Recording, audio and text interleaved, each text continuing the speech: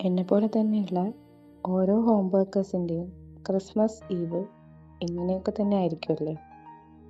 പക്ഷേ എത്ര പണിയുണ്ടായിരുന്നാലും കിട്ടിയ ഓർഡറുകളെല്ലാം ചെയ്തു തീർക്കുമ്പോൾ ഉണ്ടാകുന്ന ഒരു സന്തോഷം അത് കുറച്ച് വലുതാണല്ലേ. ഈ പ്രാവശ്യം പക്ഷേ എനിക്ക് ഇതിനെക്കാട്ടും വലിയൊരു പണി ഈ ഈവിന് കിട്ടിയിട്ടുണ്ട്.